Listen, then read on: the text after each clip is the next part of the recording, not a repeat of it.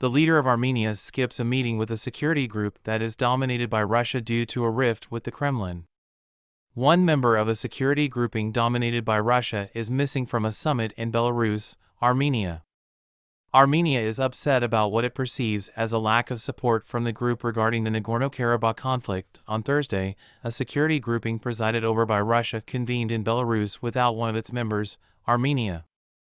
Armenia is upset about what it perceives as a lack of backing regarding the Nagorno-Karabakh conflict. Russian President Vladimir Putin praised the CSTO for its role in maintaining regional stability while speaking at the organization's meeting. Nikol Pashinyan, Prime Minister of Armenia, skipped the summit in Minsk, the capital of Belarus, claiming that his government was unhappy with the organization.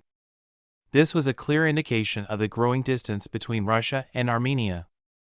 Armenia is committed to remaining a member of the group, according to Pashinyan and his officials. In the past, Armenia has chosen to disregard ministerial meetings and cancel joint drills with the Central Asian states formerly known as the Soviet Union, CSTO.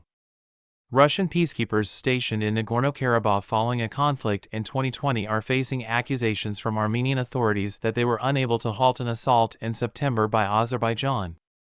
Azerbaijan retook the Armenian-populated region in a 24-hour blitz after 20 years of separatist rule. Russia has denied the claims, claiming that it had no right to send in the military and that Pashinyan was largely responsible for the fall of separatist rule in the area due to his earlier recognition of Azerbaijan's sovereignty. Russia, an ally of Armenia's for a long time, has accused the government of being more pro-Western, and the accusations have further strained relations between the two countries. An independent political analyst named Valery Karbalevich pointed out that the fact that Armenia wasn't present at the summit was a sign of the declining influence of the Kremlin. Russia is currently experiencing severe resource constraints as a result of the conflict in Ukraine, he added, adding that the post-Soviet alliances relied on Russian subsidies. In response to Pashinyan's absence from Thursday's summit, Kremlin spokesman Dmitry Peskov expressed regret and expressed Moscow's hope that Armenia isn't changing its foreign policy vector and it remains our ally and strategic partner.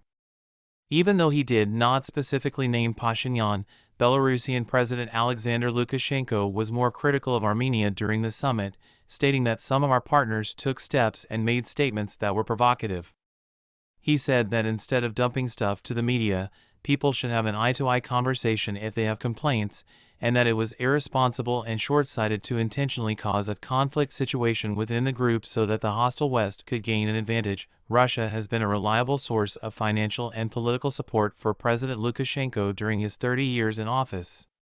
Lukashenko has also granted Russia permission to send troops into Ukraine through his country's territory.